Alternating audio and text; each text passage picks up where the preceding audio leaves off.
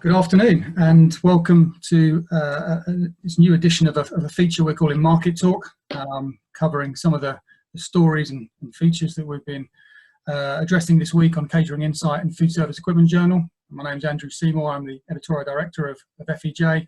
Delighted to be joined by Claire Nichols, Editor of Catering Insight, and also our guests this week, which Paul Anderson, Managing Director of Meiko UK, and Jack Sharkey, Managing Director of Vision Commercial Kitchens. Thank you very much for being with us. We're all in different parts of the country at the moment, but good to see there's some sunshine behind Jack, certainly, so hopefully that's spreading around the country. Paul, we wanted to start off with you, really. We've covered this week the story that you've extended warranty for 2 months with customers operating in the hospital, NHS and care sectors. It'd be great to get some of your insight really into the decision behind that and the motivation behind that kind of gesture. Okay, well, it's a great question. Obviously, everybody's passionate behind our healthcare at the moment and NHS, and all the frontline workers that are putting themselves at risk. And obviously, as a business, I mean, 80–90% of our business has now been predominantly closed because the hospitality market has been shut down for all the right reasons. But we are still quite active in the care sector. And we just sort of looked at the amount of equipment that we've got out in the marketplace and thought it would be a nice thing to do just to give them a bit of added benefit during this time. That obviously we will try and, how best can we help do that at this time? So we felt it was a nice gesture to offer an extended period of warranty to anybody in that sector at this given time. So you could say, was there a whole, was there a massive amount of thought gone into it? It was just a simple process, really. It was a nice thing to do, and we felt it was the right thing to do. And needless to say, I think we'll probably have to look at other things that we need to do.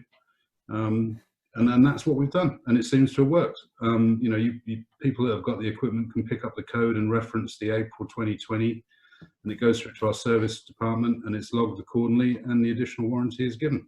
Jack, does that help dealers as well? Yeah, I mean, the gesture.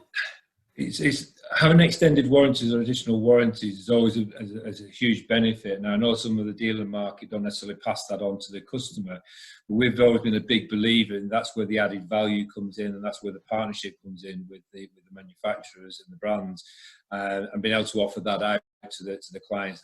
They do see real value in that added warranty.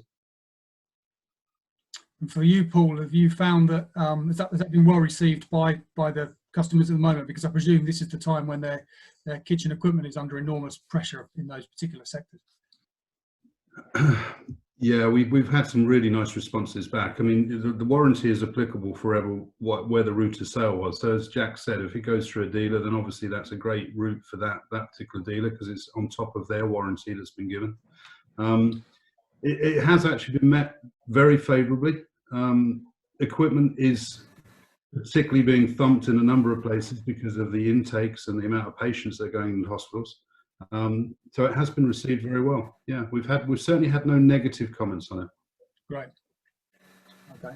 And for you at the moment, you've obviously got a very large service team here in the UK. What's the situation with that? What percentage of the team are able to work at the moment? Out of about 104 staff, 40 are on furlough. That leaves us, on an engineer side, we've got 30 out in the field. It's enormously difficult to say, let's get rid of everybody in the north of England, because you just don't know where the calls are coming in. So, shipping an engineer from London up to Glasgow would be impractical. So we try and cover every pocket of the United Kingdom so we can respond. But although we haven't got the volume of engineers that we did have at the beginning, we had about 52. Because the business is quieter, we can still provide fast response to frontline care and others that happen to be open. So we're still meeting our targets, our responses, our first-time fixes, and it's working very well. We still have administration, we have finance. The sales guys are predominantly at home, probably enjoying their views in the gardens, much like a lot of others. But we still are operational. We're providing a business to the marketplace that happens to be open. Okay.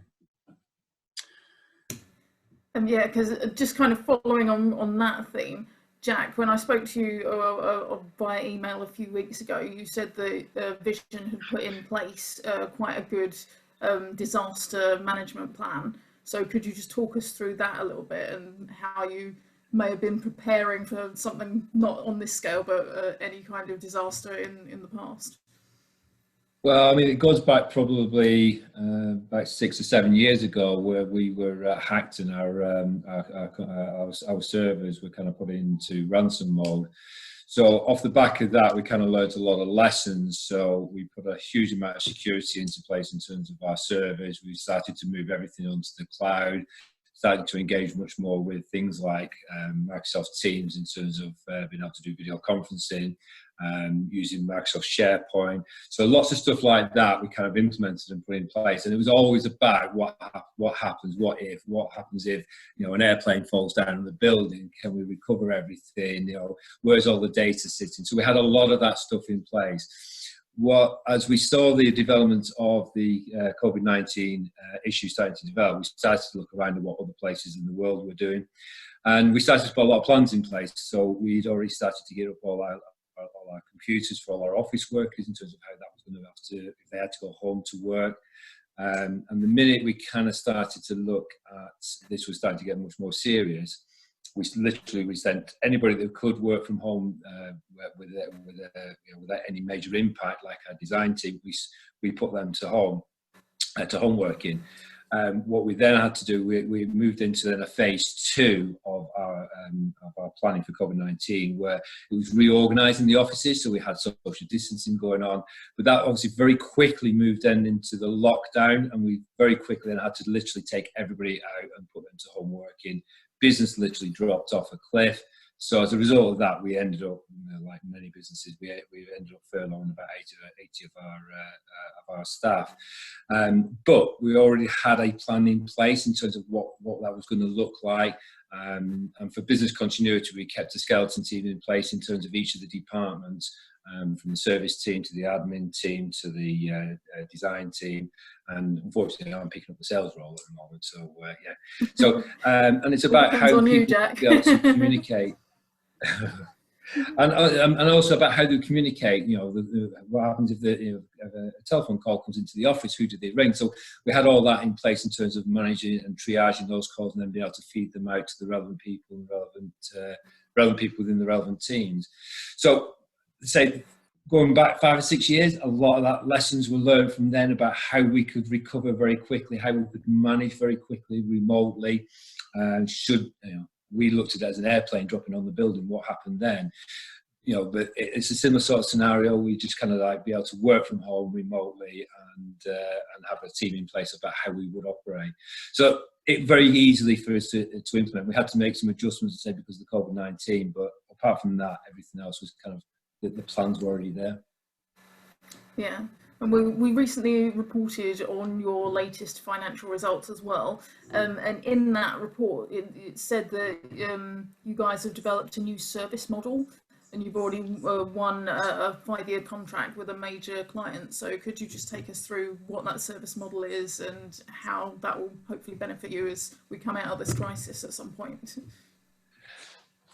Sure. I mean, we've always offered service. Service has always been part of our overall offering. But what we started to look at over the last 12, 18 months was service as much more of a potential revenue stream and much more of an enhancement to the services that we're offering to our customer. And service for me, and after sales service in particular, it's every single call is a complaint. So you've got to be able to deal with it as effectively and as efficiently as you can. Because as far as they're concerned, that piece of equipment is broken and it's down. So we kind of started to look at how we can develop service and started engaging with our clients in terms of what they're looking for. And it's very much about taking a long-term view and a long-term approach and getting the clients buying into that long-term view and that long-term approach. What we've done isn't really, it's not radical change. It's radical to, it's radical to what we're offering our clients, but it's not really radical to what the market should be doing and what the market does do. All we've done is really packaged it all up together and given the client as as a comprehensive package, everything that they've been looking at. And it's about being focused, it's about being flexible, and it's about getting feedback from the client in terms of where you need to improve. And the sort of things we're doing at the minute, though, is and in particular with the client we've just picked up the 5-year contract with, we've kind of gone out to their estate. We've done a complete survey of their estate.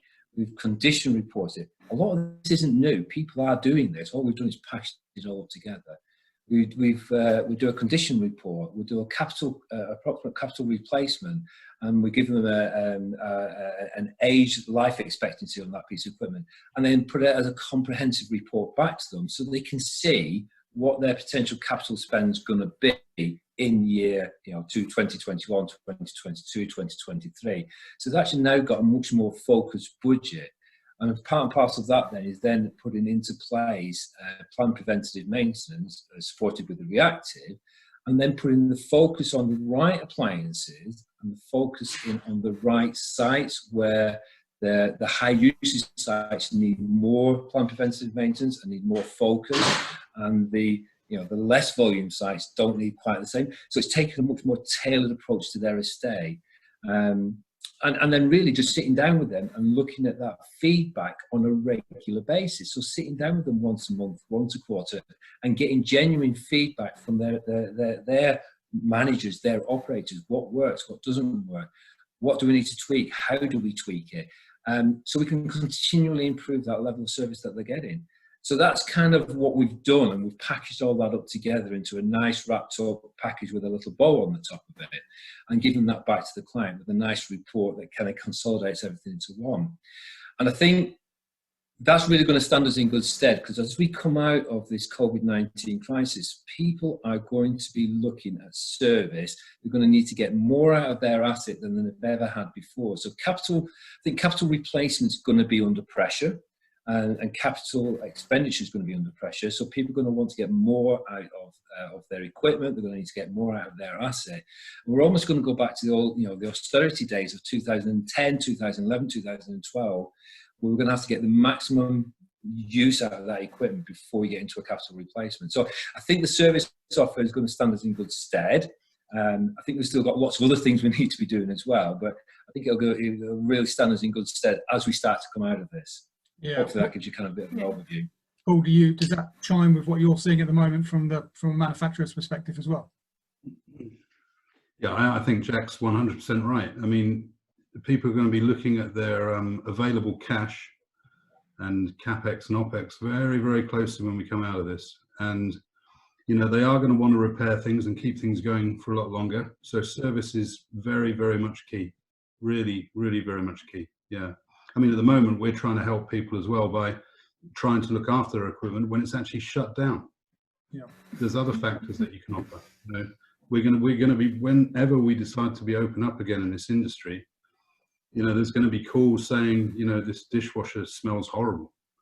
Well, probably because you haven't drained it down and it's been full of stagnant water for about 6 weeks. I mean, we will be dealing with every type of scenario. But it is key to have great service and support to prolong a piece of equipment. And I think Jack's absolutely right. I don't think there will be a normal that we've had before. It'll be a new normal. So I was going to say, I think, a big part of that as well is the people who take that first call and triaging that call and understanding what the problem is. And you know what? If you can fix the problem over the phone, fix the problem over the phone. Because, there are so many things that can be fixed on the phone. It's surprising the number of calls you get that you could solve it over the phone. So it's having the team that are taking that call, that are trained and understand and can do a triage initially. If they can't, move it over to somebody who could potentially do a triage on it and then log a service call. You're feeding the information back to the engineer much more effectively. And if you can get that problem solved over the phone and the piece of equipment's working again, you've got a happy client straight away, because he's not waiting 2 hours, 3 hours, 24 hours to get that problem fixed. Mm-hmm. Yeah, Paul, I was just wondering what your kind of reaction was to Jack's development of the service side of things. Is that something that you feel more dealers should be doing, or does it kind of tread on your toes a little bit because you guys have got such a comprehensive service offering anyway? We have a comprehensive service package, but for our equipment only. So, you know, we work alongside great companies like Jack, and we sort of marriage the two together, and it works extremely well. I think if a lot of businesses took Jack's view, they could be in a better position. Who knows? But every business is different. They're run differently for various reasons. I think service is absolutely key. I think if you supply a product and you can offer an additional service and back it up for the lifespan of the product, you have got a winning formula. How you do that is individual. People tailor it to their own needs. You know, our service is different to others. We find ours works extremely well. I wholeheartedly agree. I think if you've got a system that works, and then Jack's obviously found something that works good for him and they've adapted it, fantastic. Paul, just coming into the present time and going back to the warranty issue and the service issue, you obviously have a lot of engineers at the moment that are going into hospital sites. How much has their daily practice had to change in terms of, you know, the safety measures and sort of going into these sites that are essentially, you know, locked out to the public? Well, we've taken every precaution possible in terms of PPE, and I wouldn't say we got it right absolutely spot on at the beginning. I don't think anybody did. And, you know, getting hold of these FFP or N95 masks is rare, you know, because they should be prioritized for NHS. But I think I ordered £3,000 worth of sanitizers within the first 2 days of lockdown, or prior to that. So every member of staff in the office had 2 containers, pump containers, 99.99% effective, loads of bacterial wipes, refills of fluid so they can be refilled. There's 600 ml containers going out to each engineer when they're arriving, but they've got others in the meantime. They've got masks, they've got gloves. We practice, where possible, you know, social distancing, which is not that easy to do when you're trying to put a rack machine together, I can tell you. It's a little bit difficult to do. But wherever possible, we do. And actually, in this current time, most of the areas are actually quite empty. And they're also respecting the fact of external staff coming on their site. So, you know, we follow a best practice procedure. It normally marries up with the own site's best practice procedure, and the two seem to work hand in hand. And there's a whole amount of respect for anybody going onto a site and adhering to it from both sides. So I have to say, touch wood, we haven't had anybody suffering from COVID-19 at all. We've had a few people we've had to sort of quarantine because they've been in touch through a colleague, through someone else, but they're now all back at work. So touch wood, at the moment, we haven't exposed anybody to any threats. We've kept them as safe as possible. We have regular meetings every week. I go in and we got a big boardroom, but we've only got 5 people in it because we're 3 meters apart. You know, we follow all the rules from there, and we try and ensure on a regular basis we follow and do the best things. And so far it seems to be okay. But you know, you've got to instill confidence in the engineers as well. I mean, they're going into areas that they don't feel confident either. You know, going into a hospital at the moment can be quite a scary thought, you know, for a lot of people. And I think we handle it very well. And the 30 engineers that we've got still working, they're doing a great job. Yeah. Excellent. Likewise, Jack, have you got staff out there that are going to site either to install, inspect, service? How are you taking extra measures with them? We've got very little service work coming in at the moment, and we're kind of just looking at service in terms of where is it necessary, and is it there in terms of the frontline workers. If it's not necessary, then we're kind of just pushing back up with the clients. But we've got very, very little service work in actual fact coming through, because a lot of our service orientated work is in the hospitality sector, which is clearly is predominantly shut down at the moment. Yes, we've got some sites still operational, construction sites still operational, And there's been some really good guidance from Build UK in conjunction with the Construction Leadership Council, put out standard site operating procedures on how construction sites should look and how they should operate. And we've been very good at communicating that back out to our install teams, whether that be from fabrication, countering or installers. And then they've obviously been looking at the PPE that needs to be put in place. But the critical piece of this is the construction sites management team, making sure that they're operating the sites in conjunction with the standard site operating procedures issued by the Construction Leadership Council. But I have to say, so far, so good. Everybody's been adhering to that. Productivity, clearly, is down. We're not getting the same productivity and efficiency of people working on site. You know, and that's the price we've got to pay for social distancing and keeping people safe. You know, that's perfectly fine by me. So yeah, we've got people out and about on sites, but that's on the installation side. We're not really undertaking new site surveys at the moment because nobody's really looking for anything to be done, and they're kind of waiting for lockdown to kind of ease up before we have to do any of that. Everything's being done by video conferencing, and even down to, if we need to do a site survey, clients are actually doing a walk around with a telephone and showing us around the site so we get an understanding of what's going on. So yeah, very limited, just down to installations and service work. Yeah. Jack, you spoke earlier on about business continuity and the importance of that. Obviously, coming out of this period now, kind of business planning and future planning becomes important. Well, I just wondered how both of you were dealing with that. Is it almost impossible to plan for the future, given nobody really knows what the end of this is going to look like? I'll start. We are literally, we have management meeting every other day, and we're looking at different scenarios every single day. I'm looking at reforecasting. Every week we're reforecasting the sales line. Every other day we're sitting down going, what if, what happens if this happens? What can we do if that happens? So it's constantly under review. I don't think you can make any hard decisions right now. I think what you can do is put some contingency plans in place and put a lot of scenario planning in place on what ifs, so that you've got a plan of action and that you can implement once you know what's happening.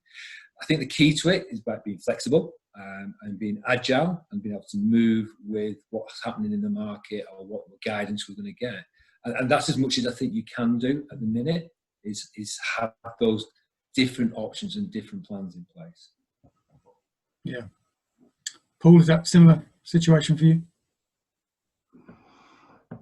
Yeah, I guess so. I mean, no one's got a crystal ball, have they? A good sign we're hearing some of the restaurants beginning to open partially, whereas, a week ago that really wasn't the case at all.